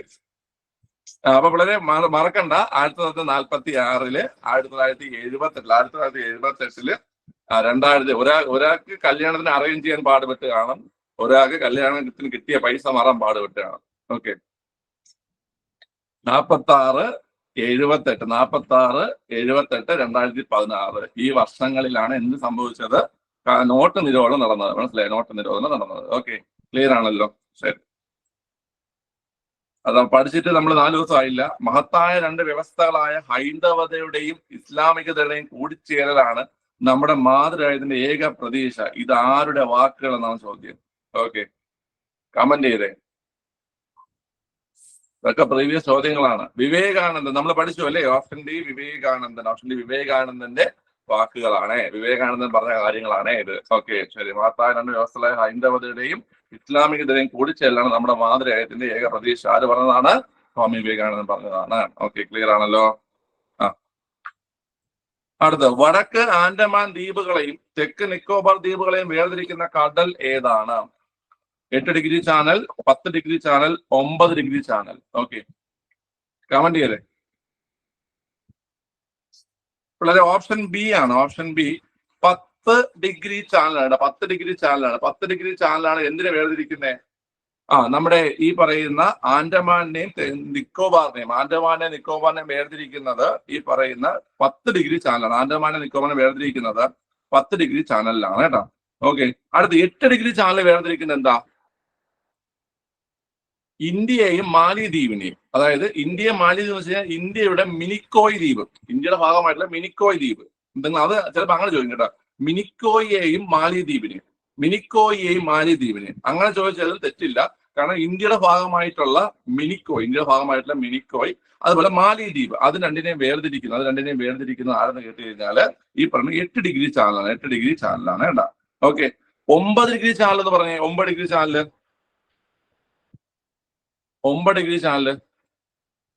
അറിയോ? 9 ഡിഗ്രി ചാനല് അപ്പോൾ 9 ഡിഗ്രി ചാനല് മിനിക്കോയിൽ പിന്നെ ലക്ഷദ്വീപിനെ മനസ്സിലായ? മിനിക്കോയെ ലക്ഷദ്വീപിലെ മറ്റ് ദ്വീപുകളുമായി വേർതിരിക്കുന്ന ദ്വീപുകളുമായി വേർതിരിക്കുന്നതാണ് ഏത്? ഈ പറയുന്ന 9 ഡിഗ്രി ചാനൽ കേട്ടോ. ഓക്കെ, ഈ മിനിക്കോയ് എന്ന് പറഞ്ഞു കഴിഞ്ഞാൽ ലക്ഷദ്വീപ് ദ്വീപ് സമൂഹത്തിലെ പ്രധാനപ്പെട്ട ദ്വീപാണ് മിനിക്കോയ്. നിങ്ങൾ പഠിച്ചതാണ്, ഒരു ചോദ്യം മുമ്പ് വന്നിട്ടുണ്ട്. കാക്കകളില്ലാത്ത ദ്വീപ്. കാക്കകളില്ലാത്ത ദ്വീപ് എന്നറിയപ്പെടുന്ന ഏതാണ്? കാക്കകളില്ലാത്ത ദ്വീപ് അറിയപ്പെട്ടതല്ല, കാക്കകളില്ല അവിടെ. കാക്കകളില്ലാത്ത ദ്വീപ് എന്നിട്ട് ഏതാണ് കുട്ടികളെ? അത് മിനിക്കോയാണ്. കാക്കകളില്ലാത്ത ദ്വീപ്. അവിടെ ജനവാസമൊക്കെ ഉണ്ട്, പക്ഷെ അവിടെ എന്തില്ല? കാക്കകളില്ല. ഓക്കെ, ക്ലിയർ ആണല്ലോ? ശരി. അപ്പൊ അതിനെയും ലക്ഷദ്വീപിലെ മറ്റ് ദ്വീപുകളെയും തമ്മിൽ വേർതിരിക്കുന്നതാണ് 9 ഡിഗ്രി ചാനൽ എന്ന് പറയുന്നത്. 8 ഡിഗ്രി ചാനൽ ഓർത്തിരിക്കുക. 8 ഡിഗ്രി ചാനൽ എന്ന് പറഞ്ഞു കഴിഞ്ഞാൽ ഇന്ത്യയും മാലിദ്വീപിനെയും, അതുപോലെ 10 ഡിഗ്രി എന്ന് വെച്ച് കഴിഞ്ഞാല് ആൻഡമാനെയും നിക്കോബാറിനെയും വേർതിരിക്കുന്നതാണ് ഏത്? 10 ഡിഗ്രി ചാനൽ കേട്ടോ. ആൻഡമാനെയും നിക്കോബാറിനെയും വേർതിരിക്കുന്നതാണ് വളരെ 10 ഡിഗ്രി ചാനൽ. അപ്പൊ 8, 9, 10 ഓർത്തിരിക്കുക. 8, 9, 10 ഓർത്തിരിക്കുക. ഓക്കെ, 11 അവിടെ തന്നെയാണ്. 11 അവിടെ ഉള്ള ഒരു അമിനി ദ്വീപിനെയും പിന്നെ ഒരു കണ്ണൂർ എന്നുള്ള ദ്വീപുണ്ട്. അമിനി ദ്വീപ്, കണ്ണൂർ, ആ 2 ദ്വീപിനെ വേർതിരിക്കുന്നതാണ് ഏത്? 11 ഡിഗ്രി ചാനൽ കേട്ടോ. അതുകൊണ്ട് ജസ്റ്റ് ഓർത്തിരിക്കുക. അമിനി ദ്വീപ്, കണ്ണൂർ ദ്വീപ് കേട്ടോ. അമിനി ദ്വീപ്, കണ്ണൂർ ദ്വീപ്, ആ 2 ദ്വീപിനെ വേർതിരിക്കുന്നതാണ് 11 ഡിഗ്രി ചാനൽ. ഓക്കെ, ലക്ഷദ്വീപിന് ഈ പേര് കിട്ടിയ വർഷം നിങ്ങൾക്ക് അറിയോ? ലക്ഷദ്വീപിന് പേര് കിട്ടിയ വർഷം? ലക്ഷദ്വീപിന് ഈ പേര് കിട്ടിയത് 1973-ലാണ്. 1973 ലക്ഷദ്വീപിന് ആ പേര് കിട്ടിയത്. 73-ല്. ഓക്കെ, 73-ലാണ് കേട്ടോ. 73-ല്. അതായത് ഈ ദ്വീപ സമൂഹങ്ങളെല്ലാം ചേർത്തുകൊണ്ട് ലക്ഷദ്വീപിന് ആ പേര് കൊടുത്തത് 1973-ലാണ്. 1973-ലാണ്. നദികളില്ലാത്ത ഏക കേന്ദ്രഭരണ പ്രദേശമാണ് ഏത്? ലക്ഷദ്വീപ്. നദികളില്ലാത്ത ഏക കേന്ദ്രഭരണ പ്രദേശം ലക്ഷദ്വീപാണ് കേട്ടോ. നദികളില്ല അവിടെ, നദികൾ. ഓക്കെ, ഈ ചാനലെല്ലാം ഓക്കെ അല്ലോ പിള്ളേരെ? 8 എന്ന് പറഞ്ഞാൽ ഏതാ? 8 ഇന്ത്യ മാലിദ്വീപ് അല്ലെ? 8 ഇന്ത്യ മാലിദ്വീപ്. 9 എന്ന് പറഞ്ഞു കഴിഞ്ഞാല് മിനിക്കോയ് ലക്ഷദ്വീപ്, മിനിക്കോയ് ലക്ഷദ്വീപ്. അതായത് മിനിക്കോയെ ലക്ഷദ്വീപിലെ മറ്റ് ദ്വീപുകളെ നമ്മൾ വേർതിരിക്കുന്നതാണ് ഏത് ഈ പറയുന്ന 9 ഡിഗ്രി ചാനൽ. 10 ഡിഗ്രി ചാനൽ എന്ന് പറഞ്ഞു കഴിഞ്ഞാല് ആൻഡമാനെ നിക്കോബാറിനെയും വേർതിരിക്കുന്നു. 10 ഡിഗ്രി ആൻഡമാനെ നിക്കോബാറിനെ വേർതിരിക്കുന്നു. 11 ഡിഗ്രി എന്ന് വെച്ച് കഴിഞ്ഞാല് അമിനി ദ്വീപിനെയും കണ്ണൂർ ദ്വീപിനെയും വേർതിരിക്കുന്നു. അമിനി ദ്വീപ്, കണ്ണൂർ ദ്വീപ് കേട്ടോ. അമിനി ദ്വീപ്, കണ്ണൂർ ദ്വീപിനെ വേർതിരിക്കുന്നതാണ് ഏത് ഈ പറഞ്ഞ 11 ഡിഗ്രി ചാനൽ കേട്ടോ. 11 ഡിഗ്രി ചാനൽ. ഓക്കെ, ശരി, ഓർത്തിരിക്കുക. അടുത്ത് കളരിയുമായി ബന്ധപ്പെട്ട കലാരൂപം തിരഞ്ഞെടുക്കുക. പടയണി, വേലകളി, തീയാട്ടം, കണിയാർ കളി. കമന്റ് ചെയ്തേ, ഏതാ ആൻസർ? പിള്ളേര് ഓപ്ഷൻ ഡി കണിയാർ കളിയാണ് കേട്ടോ. ഓപ്ഷൻ ഡി കണിയാർ കളി. ഇതൊക്കെ പ്രീവിയസ് ചോദ്യങ്ങളാണ് കേട്ടോ. കളരിയുമായി ബന്ധപ്പെട്ട കലാരൂപം എന്നിട്ട് കഴിഞ്ഞാല് കണിയാർ കളിയാണ്. കണിയാർ കളി, കണിയാർ കളി. ഓക്കെ, കണിയാർ കളിയാണ്. ഓക്കെ, ഈ കണിയാർ കളി ഏത് ജില്ലയിലെന്നറിയോ? കണിയാർ കളി പാലക്കാട് ജില്ലയാണ്. പാലക്കാട് ജില്ലയുടെ തനതായ കലാരൂപമാണ് കേട്ടോ. പാലക്കാട് ജില്ലയുടെ തനതായ കലാരൂപമാണ് ഈ കണിയാർ കളി എന്ന് പറയുന്നത്. ഓക്കെ, പാലക്കാടുകാരുണ്ടല്ലോ. പാലക്കാടുകാർ പറഞ്ഞേ, പാലക്കാടുള്ള ആരെങ്കിലും ഉണ്ടോ? കണിയാർ കളിയെ കണ്ടിട്ടുണ്ടോ? ഇല്ലേ? ഓക്കെ. മീനാക്ഷി കല്യാണം അതൊക്കെ പാലക്കാട്. തോൽപ്പാവക്കൂത്ത്, മീനാക്ഷി കല്യാണം, കന്യാർ കളി. തോൽപ്പാവക്കൂത്ത്, മീനാക്ഷി കല്യാണം, കന്യാർ കളി ഇതൊക്കെ എവിടെയാണ്? പാലക്കാടാണ് കേട്ടാ. പാലക്കാടാണ്. പാലക്കാടിന് തനതായ കലാരൂപം എന്നുള്ള രീതിയിൽ ചോദിക്കാറുണ്ട്. അത് കണിയാർ കളിയാണ് ആൻസർ വരുന്നത് കേട്ടോ. പാലക്കാടിന് തനതായ കലാരൂപം ചോദിക്കുമ്പോൾ ആൻസർ വരുന്നത് കണിയാർ കളിയാണ്. ഓക്കെ, അതുപോലെ തന്നെ മീനാക്ഷി കല്യാണവും തോൽപ്പാവക്കൂത്തൊക്കെ എവിടെ ഉണ്ട്? അർജുന നൃത്തം കോട്ടയത്തും ആലപ്പുഴയിലും ഉണ്ട്. ആലപ്പുഴയും കൂടുതലുണ്ടത്. അർജുന നൃത്തം കോട്ടയവും ആലപ്പുഴയും ഉണ്ട് കേട്ടോ. അർജുന നൃത്തം. ഓക്കെ, ശരി. അടുത്ത്, രാജ്യത്തിന് സ്വയംഭരണം വേണമെന്ന ആവശ്യം മുന്നോട്ട് വെച്ച ധീരദേശാഭിമാനി ആരാണ്? രാജ്യത്തിന് സ്വയംഭരണം വേണമെന്ന ആവശ്യം മുന്നോട്ട് വെച്ച ധീരദേശാഭിമാനി ഗോഖലെ, തിലകൻ, ലാലാ ലജ്പത് റായ്, ബിപിൻ ചന്ദ്രപാൽ. ആരാണ്ടാ സ്വയംഭരണം വേണമെന്ന ആവശ്യം മുന്നോട്ട് വെച്ചത് ആരാ? വളരെ അത് ഓപ്ഷൻ ബി ബാലഗംഗാധര തിലകാണ്. Option B Balagangadhara Tilak. രാജ്യത്തിന് സ്വയംഭരണം വേണമെന്ന ആവശ്യം മുന്നോട്ട് വെച്ച വ്യക്തിയാണ് ആര്? ബാലഗംഗാധര തിലക്. ബാലഗംഗാധര തിലകാണ് ആൻസർ കേട്ടാ. ഓക്കെ, ഈ അർജുന നൃത്തത്തെ തന്നെയാണ് മൈപ്പീൽ തൂക്കം എന്നറിയപ്പെടുന്നത് കേട്ടോ. മൈപ്പീൽ തൂക്കം എന്നറിയപ്പെടുന്ന അർജുന നൃത്തമാണ്. ഓക്കെ, മൈപ്പീൽ തൂക്കം എന്നറിയപ്പെടുന്ന അർജുന നൃത്തമാണ്. ഓക്കെ, കലാരൂപങ്ങൾ നമ്മൾ ഡിസ്കസ് ചെയ്തിട്ടുള്ള കാര്യമാണ് കേട്ടോ. കലാരൂപങ്ങൾ നമ്മൾ ഡിസ്കസ് ചെയ്തിട്ടുള്ള കാര്യമാണ്. ഓക്കെ, എടാ ഈ ഓഗസ്റ്റ് ബാക്കി നോക്കാം. അപ്പോൾ അടുത്തൊരു അന്തരിച്ച മുൻ റിസർവ് ബാങ്ക് ഗവർണർ ആരാണ്? Urjit Patel, S Venkataraman, D Subbarao, Raghuram Rajan. Okay, ഉത്തരം കിട്ടിയത് കമന്റ് ചെയ്തേ. വളരെ ഇവിടെ ഓപ്ഷൻ സി ഡി സുബ്ബറാവു ആണ്. ഡി സുബ്ബറാവു നമ്മൾ ഈ കറണ്ട് അഫയേഴ്സ് ക്ലാസ്സിലൊക്കെ നമ്മൾ ഇട്ടിട്ടുണ്ടായിരുന്നു അല്ലേ? കറണ്ട് അഫയേഴ്സ് ക്ലാസ് ഇപ്പൊ വരാതിട്ട് നിങ്ങൾ ആരും ഒന്നും ചോദിച്ചിട്ടില്ലല്ലോ പിള്ളേരെ. ഡെയിലി കറണ്ട് അഫയേഴ്സ് ആർക്കും വേണ്ടേ? Daily current affairs. ഓക്കെ, വരും, വീണ്ടും വരും. അത് ഒന്ന് അറേഞ്ച് തരും കേട്ടോ. ഓക്കെ, ഈ സെപ്റ്റംബർ ഒക്ടോബർ ഒക്കെ പരീക്ഷയുള്ള ആൾക്കാർ കേട്ടോ, ഞാൻ പറഞ്ഞുതരാം. നിങ്ങൾക്ക് ഈ ജൂലൈ എക്സാമുള്ള ആൾക്കാർ മെയ് ലാസ്റ്റ് വരെയുള്ള കറണ്ട് അഫയേഴ്സ് എങ്കിലും നോക്കി വെക്കണം എന്നാണ്. മെയ് വരെയുള്ള കറണ്ട് അഫയേഴ്സ് എങ്കിലും നോക്കി വെക്കണം എന്നാണ്. മനസ്സിലായ? ഓക്കെ, ഒരു മാസം ഗ്യാപ്പ് ഇട്ടോ നിങ്ങൾ. ഒരു മാസം മുമ്പുള്ള കറണ്ട് അഫയേഴ്സ് പഠിച്ചു വെക്കണം എന്നാണ് പിള്ളേരെ. ഓക്കെ, അത് മാത്രമല്ല ഇനി അങ്ങോട്ട് ഓഗസ്റ്റിൽ എക്സാം ഉള്ളവർ ജൂലൈ വരെയുള്ള കറണ്ട് അഫയേഴ്സ് പഠിക്കുക. ജൂൺ വരെയുള്ള കറണ്ട് അഫയേഴ്സ് പഠിക്കുക.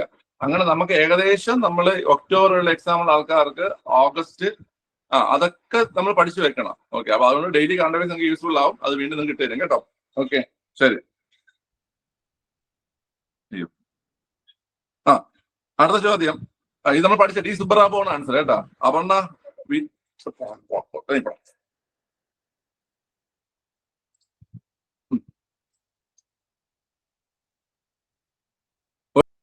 2023 കേരളപ്രഭ പുരസ്കാരം ലഭിച്ച വ്യക്തി താഴെ തന്നിരിക്കുന്നതിൽ ആരെന്നാണ് ചോദ്യം.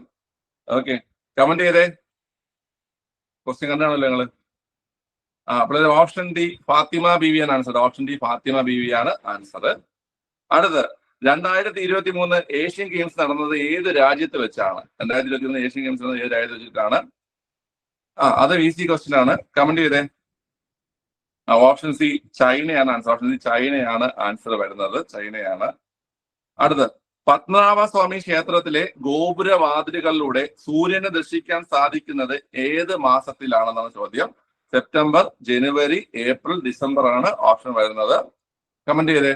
PQ ആണ്, അതെല്ലാം PQ ആണ് പിള്ളേരെ. സെപ്റ്റംബർ ആണ് കേട്ടോ. സെപ്റ്റംബർ ആണ് ആൻസർ വരുന്നത്. പത്മനാഭസ്വാമി ക്ഷേത്രത്തിലെ ഗോപുരവാതിലുകളിലൂടെ സൂര്യനെ ദർശിക്കാൻ സാധിക്കുന്നത് ഏത് മാസത്തിലാണെന്ന് കേട്ട് കഴിഞ്ഞാൽ സെപ്റ്റംബർ മാസത്തിലാണ്. ഓക്കെ, ഓപ്ഷൻ എ ആണ്. അത് നമ്മൾ അടുത്ത ചോദ്യം. ഒരു ലോകകപ്പിൽ ഏറ്റവും കൂടുതൽ റൺസ് നേടിയ താരം Sachin Tendulkar, Virat Kohli, Rohit Sharma, KL Rahul. Sachin Tendulkar, Virat Kohli, Rohit Sharma, KL Rahul. Comment ചെയ്തേ, ആരാണ്?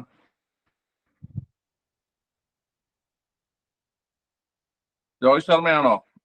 രോഹിത് ശർമ്മയല്ലേ, ഏറ്റവും കൂടുതൽ സെഞ്ചുറിയാണ് രോഹിത് ശർമ്മ. ഓക്കെ, ഏറ്റവും കൂടുതൽ സെഞ്ചുറി നേടിയ താരമാണ് രോഹിത് ശർമ്മ. ഓപ്ഷൻ ബി വിരാട് കോഹ്ലിയാണ്. ഓപ്ഷൻ ബി വിരാട് കോഹ്ലിയാണ്. വിരാട് കോഹ്ലിയാണ്. ഒരു ലോകകപ്പിൽ ഏറ്റവും കൂടുതൽ റൺസ് നേടിയ താരം വിരാട് കോഹ്ലിയാണ്. വിരാട് കോഹ്ലി. Option B Virat Kohli. അടുത്ത്, P. വത്സലയ്ക്ക് കേരള സാഹിത്യ അക്കാദമി പുരസ്കാരം ലഭിച്ച കൃതി ഏതാണ് ചോദ്യം. നെല്ല്, നിഴലിറങ്ങുന്ന വഴികൾ, ആഗ്നേയം, ഗായത്രി. P. വത്സലയ്ക്ക് കേരള സാഹിത്യ അക്കാദമി പുരസ്കാരം ലഭിച്ച കൃതി ഏതാ? പിള്ളേരെ ഓപ്ഷൻ ബി നിഴലുറങ്ങുന്ന വഴികളാണ്. നിഴലുറങ്ങുന്ന വഴികളിലാണ് ലഭിച്ചത് കേട്ടോ, അവാർഡ് ലഭിച്ചത്.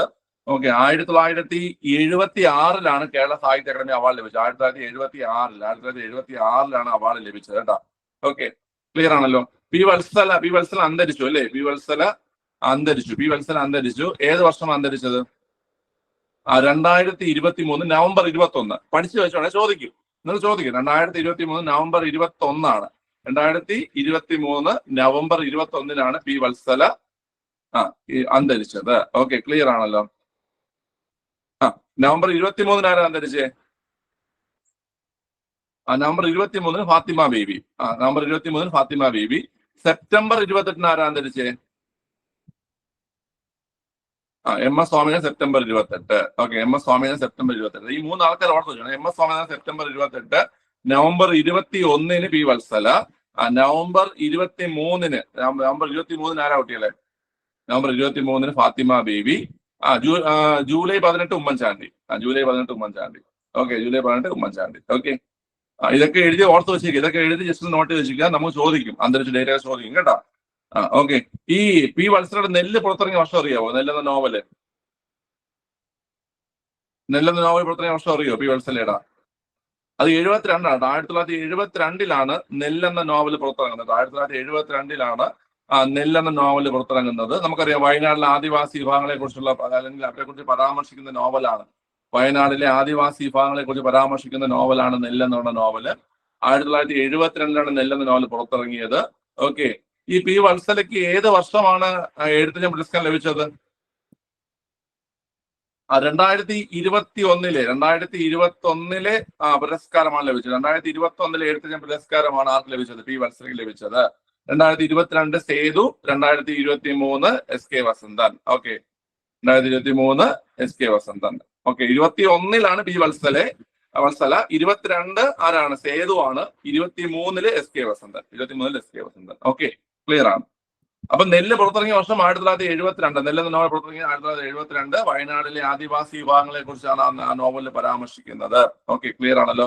1976 കേരള സാഹിത്യ അക്കാദമി പുരസ്കാരം ലഭിച്ച കൃതിയാണ് ഏത് കുട്ടികളെ? കൃതിയാണ് ഏത്? നിഴലുറങ്ങുന്ന വഴികൾ. അതൊരു നോവലാണ്. Okay, 2023 November 21 P. വത്സല അന്തരിച്ചു. 2023 നവംബർ 21 P. വത്സല അന്തരിച്ചു. ജന്മസ്ഥലം കോഴിക്കോടാണ്. P. വത്സലയുടെ ജന്മസ്ഥലം. ഓക്കെ, ശരി. അടുത്ത ചോദ്യം, ലോക ടെലിവിഷൻ ദിനം ഏതാണ് ചോദ്യം? 33ാമത് ചോദ്യം, ലോക ടെലിവിഷൻ ദിനം ഏതാണ് ചോദ്യം? ഓക്കെ, ഉത്തരം അറിയാമെങ്കിൽ കമന്റ് ചെയ്തേ. നമ്മളിപ്പോ പറഞ്ഞ ഡേറ്റ് തന്നെയാണ്, നവംബർ 21 ലോക ടെലിവിഷൻ ദിനം. ലോക ടെലിവിഷൻ ദിനം ഏതാണ്? നവംബർ 21. ലോക ടെലിവിഷൻ ദിനം നവംബർ 21.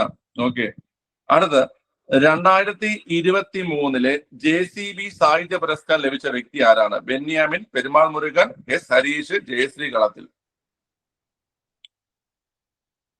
അപ്പോൾ ഓപ്ഷൻ ബി പെരുമാൾ മുരുകനാണ് ആൻസർ. ഓപ്ഷൻ ബി പെരുമാൾ മുരുകനാണ്. 2023 JCB സാഹിത്യ പുരസ്കാരം ലഭിച്ച ആർക്കാണ്?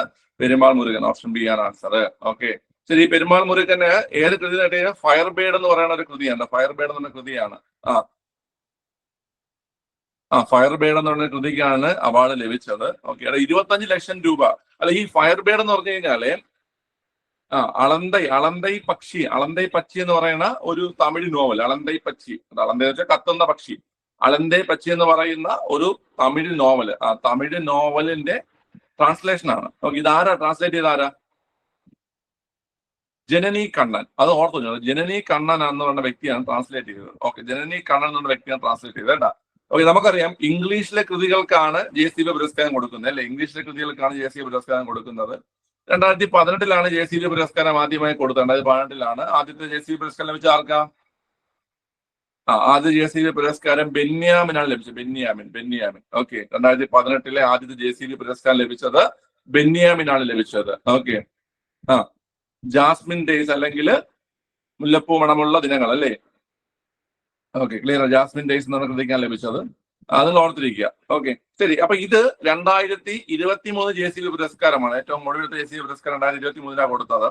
അത് പെരുമാൾ മുരുകന് ആണ് കിട്ടിയത്. അളന്തൈ പക്ഷി എന്ന് പറയുന്ന ഒരു തമിഴ് നോവലിനെ ജനനി കണ്ണൻ എന്ന് പറയുന്ന വ്യക്തി എന്ത് ചെയ്തു? ഇംഗ്ലീഷിലേക്ക് ഫയർ ബേഡ് എന്ന പേരിൽ ട്രാൻസ്ലേറ്റ് ചെയ്തു. ഓക്കെ, ഇതിൽ 25 ലക്ഷം രൂപയാണ് സമ്മാനത്തുക. 25 ലക്ഷം രൂപ പെരുമാൾ മുരുകനും 10 ലക്ഷം രൂപ ആർക്ക്? ജനനി കണ്ണനും ലഭിക്കും. മനസ്സിലായി? 10 ലക്ഷം രൂപയാണ് ട്രാൻസ്ലേറ്റർ കൊടുക്കുന്ന പുരസ്കാരം. ഓക്കെ, ക്ലിയർ ആണ്. 25 ആ കൃതി എഴുതിയ ആൾക്ക് കിട്ടും. മനസ്സിലായ? 25 കൃതി എഴുതിയ ആൾക്ക് കിട്ടും. 10 ലക്ഷം രൂപ അത് ട്രാൻസ്ലേറ്റ് ചെയ്ത ആൾക്കും കിട്ടും. ഓക്കെ, അപ്പൊ മറക്കണ്ട, ജാസ്മിൻ ഡേയ്സ് വിവർത്തനം ചെയ്ത ആളുടെ പേര് അറിയാട്ടോ. ജാസ്മിൻ ഡേയ്സ് വിവർത്തനം ചെയ്ത ആളുടെ പേര് ഞാൻ പഠിപ്പിച്ചിട്ടുണ്ട്, പക്ഷെ മറന്നുപോയി പെട്ടെന്ന് ചോദിച്ചപ്പോൾ. ആകെ ഓർമ്മയുണ്ടെന്ന് കമന്റ് ചെയ്ത്. ജാസ്മിൻ ഡേയ്സ് വിവർത്തനം ചെയ്ത ആരാ? ജയശ്രീ കളത്തിലാണ് മറ്റേ മീശ ട്രാൻസ്ലേറ്റ് ചെയ്തത്. ജയശ്രീ കളത്തില് ഹരീഷിന്റെ മീശ ട്രാൻസ്ലേറ്റ് ജയശ്രീ കളത്തിലാണ്. ജാസ്മിൻ ഡേയ്സ് ഞാൻ നോക്കിയിട്ട് ഗ്രൂപ്പ് ഇട്ടിരിക്കാടാ. എനിക്ക് പേരെന്താ അറിയാം, പക്ഷെ പെട്ടെന്ന് ഓർമ്മ കിട്ടുന്നില്ല. ഓക്കെ, അടുത്ത് ഇന്ത്യയുടെ മുഖ്യ വിവരാവകാശ കമ്മീഷണർ ആരെന്നാണ് ചോദ്യം. ഇന്ത്യയുടെ മുഖ്യ വിവരാവകാശ കമ്മീഷണർ ആരെന്ന് കേട്ട് കഴിഞ്ഞാൽ അറിയാലോ, ഓപ്ഷൻ കാണുമ്പോൾ തന്നെ അറിയാം ആരാണ് ഇപ്പോഴത്തെ മുഖ്യ വിവരാവകാശ കമ്മീഷണർ. അവിടെ ഹീരാലാൽ സമരിയാണ്. ഓക്കെ, എത്രാമത്തെ ആളാ? Shehnaz Habeeb. Jasmine Days translate ചെയ്ത് ഷെഹനാസ് ഹബീബാണ് കേട്ടോ.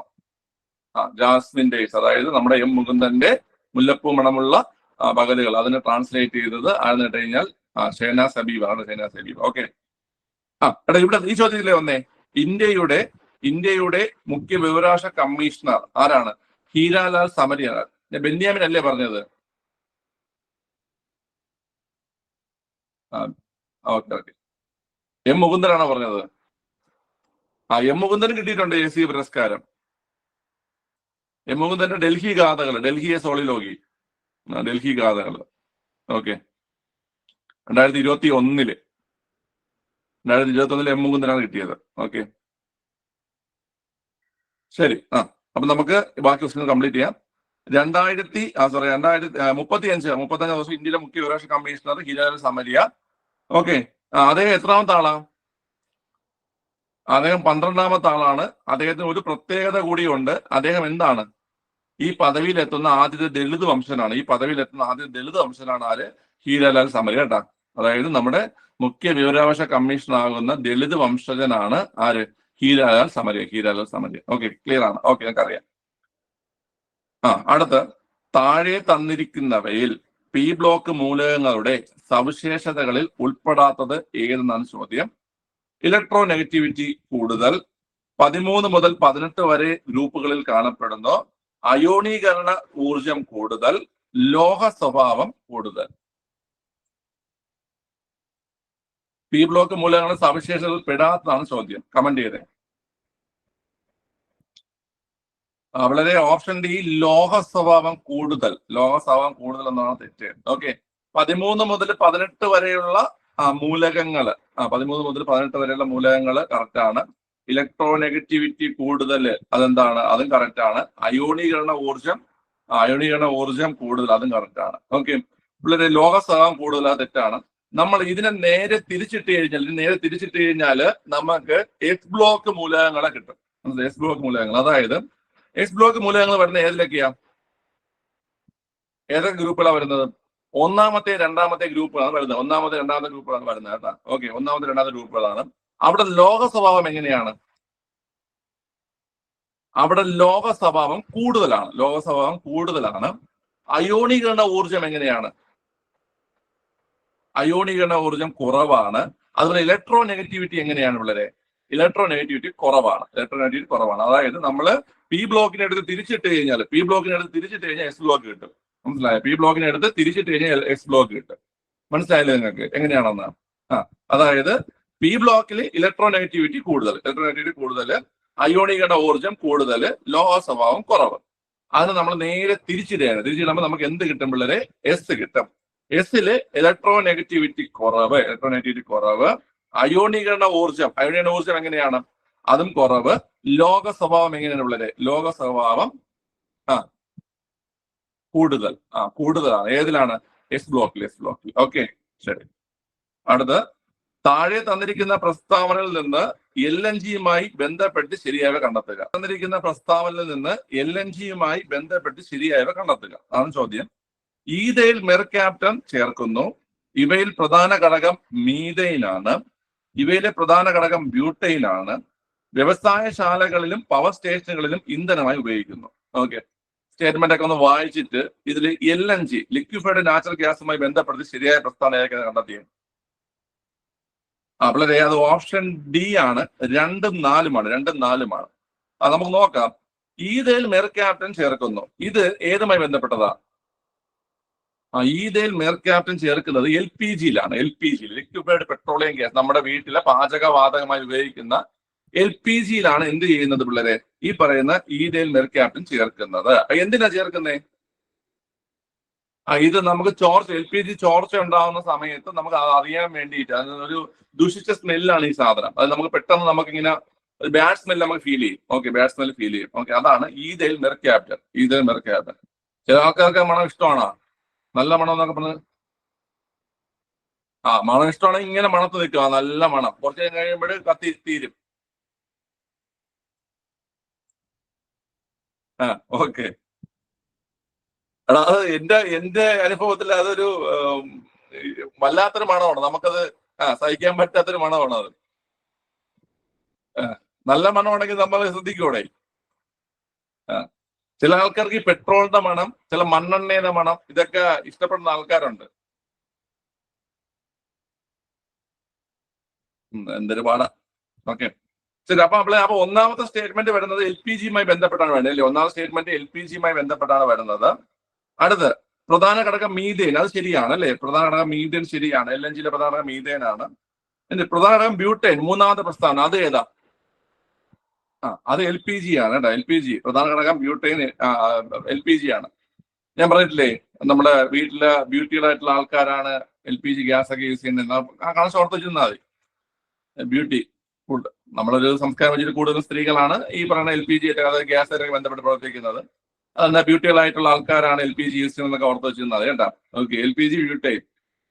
ഓക്കെ, അപ്പൊ ആ രണ്ട് സ്റ്റേറ്റ്മെന്റ്, അതായത് ഒന്നാമത്തെയും മൂന്നാമത്തെയും സ്റ്റേറ്റ്മെന്റ് ഏതാണ് കുട്ടികളെ? LPG-യായിട്ട് ബന്ധപ്പെട്ടതാണ്.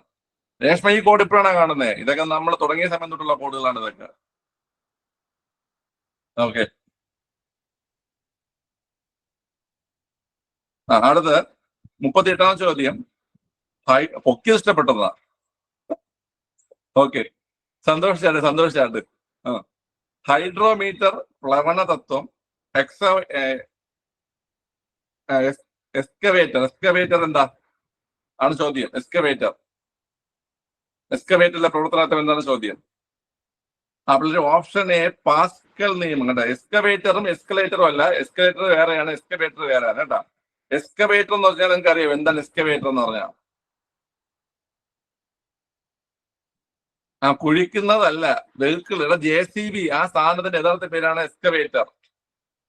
JCB എന്ന സാധനം കണ്ടുണ്ടോ? JCB മണ്ണ് മാന്തി യന്ത്രം എന്ന് മലയാളത്തിൽ പറയും. മണ്ണ് മാന്തി യന്ത്രം, അതിന്റെ യഥാർത്ഥ പേരാണ് എക്സ്കവേറ്റർ. JCB എന്ന ഒരാളുടെ പേരാണ്. ഞാൻ പഠിപ്പിച്ചിട്ടുണ്ട്. JCB പുരസ്കാരം കൊടുക്കുന്ന ആ ഒരു കമ്പനി, അതെ, JCB ജോസഫ് സിറിൽ ബാംഫോർഡ് എന്ന് പറയുന്ന ഒരാളാണ് കേട്ടോ. ജോസഫ് സിറിൽ ബാംഫോർഡ് എന്ന് പറയുന്ന ഒരു വ്യക്തിയാണ് JCB. മനസ്സിലായോ? ജോസഫ് സിറിൽ ബാംഫോർഡ് എന്ന് പറയുന്ന വ്യക്തിയാണ് JCB. അപ്പൊ അദ്ദേഹം കണ്ടെത്തിയ വാഹനമായത് കൊണ്ടാണ് ആ വാഹനത്തിന് JCB എന്ന് പേര് കൊടുത്തിരിക്കുന്നത്. അതിന്റെ യഥാർത്ഥ പേര് എക്സ്കവേറ്റർ എന്നാണ്. എക്സ്കവേറ്റർ കുഴിക്കുക, എക്സ്കവേഷൻ കുഴിക്കുക എന്നാണ്. എക്സ്കവേഷൻ കുഴിക്കുകയാണ് കേട്ടോ. അപ്പൊ എക്സ്കവേറ്ററിന്റെ പ്രവർത്തനതത്വം പാസ്കൽ നിയമമാണ്. പാസ്കൽ നിയമം. ഓക്കെ, പാസ്കൽ നിയമമാണ് കേട്ടോ. എക്സ്കവേറ്ററിന്റെ പ്രവർത്തന നിയമം പാസ്കൽ. ബ്രിട്ടീഷ് കമ്പനിയാണ് JCB എന്ന് പറയുന്നത്. JCB ജോസഫ് സെറിൽ ബാംഫോർഡ് എന്നാണ് ആളുടെ യഥാർത്ഥ പേര്. ജോസഫ് സെറിൽ ബാംഫോർഡ് എന്നാണ് ആളുടെ യഥാർത്ഥ പേര് കേട്ടോ. ഓക്കെ, ആ ഒരു വാഹനത്തിന്റെ പേര് എക്സ്കവേറ്റർ എന്നാണ്. വാഹനത്തിന്റെ പേര് എക്സ്കവേറ്റർ എന്നാണ്, മറക്കരുത് ഇനി. Okay,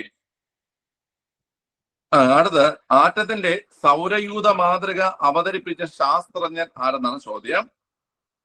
JJ Thomson, Rutherford, Niels Bohr, John Dalton.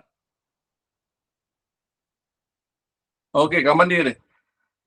അവിടെ ഓപ്ഷൻ ബി റൂദർഫോർഡ് ആണ് ആൻസർ. ഓപ്ഷൻ ബി റൂദർഫോർഡ് ആണ്. റൂദർഫോർഡ് ആണ് അതിന്റെ ആൻസർ വരുന്നത്. ഓക്കെ, ആറ്റത്തിന്റെ സൗരയൂഥ മാതൃക അവതരിപ്പിച്ചത് ആരാ പിള്ളേരെ? Option B Rutherford. Option B Rutherford ആണ് കേട്ടോ. ഓക്കെ, ഏത് റൂദർഫോർഡ് ആണ്? ഏണസ്റ്റ് റൂദർഫോർഡ് ആണോ ഡാനിയൽ റൂദർഫോർഡ് ആണോ? ഏണസ്റ്റ് റൂദർഫോർഡ് ആണ്. ഏണസ്റ്റ് റൂദർഫോർഡ് ആണ്. ന്യൂക്ലിയർ ഫിസിക്സിന്റെ പിതാവ്, father of nuclear physics, Ernest Rutherford. Father of nuclear physics Ernest Rutherford ആണ് ഈ പറയുന്ന എന്തിന്റെ സൗരയൂഥ മാതൃക ഡിസൈൻ ചെയ്ത വ്യക്തി. ഓക്കെ, നൈട്രജൻ കണ്ടെത്തിയ ഡാനിയൽ റൂദർഫോർഡ്. നൈട്രജൻ കണ്ടെത്തിയത് ഡാനിയൽ റൂദർഫോർഡ്. ഓക്കെ, ശരി. അവസാനത്തെ ചോദ്യം, തന്നിരിക്കുന്നതിൽ നിന്ന് ഐസോടോപ്പ് ജോഡികളെ കണ്ടെത്തുക. തന്നിരിക്കുന്ന ഐസോടോപ്പ് ജോഡികളെ കണ്ടെത്തുക.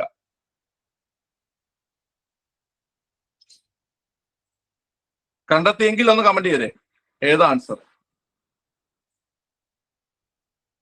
ഓപ്ഷൻ ഡി ആണ്. ഓപ്ഷൻ ഡി 1ഉം 2ഉമാണ് ആൻസർ വരുന്നത്. 1ഉം 2ഉം ആൻസർ വരുന്നത്. ഓക്കെ, ഒന്നാമത്തത് ഏത് ഐസോടോപ്പ്? ഒന്നാമത്തത് പ്രോട്ടിയം. ഹൈഡ്രജന്റെ ഐസോടോപ്പ് പ്രോട്ടിയം. പ്രോട്ടിയം. എടാ, ഈ പ്രോട്ടിയത്തിലെ എത്ര ഇലക്ട്രോൺ ഉണ്ട്? പ്രോട്ടിയത്തിൽ എത്ര ഇലക്ട്രോൺ ഉണ്ട്? പ്രോട്ടിയത്തില് ഒരു ഇലക്ട്രോൺ. ന്യൂട്രോൺ ഉണ്ടാ?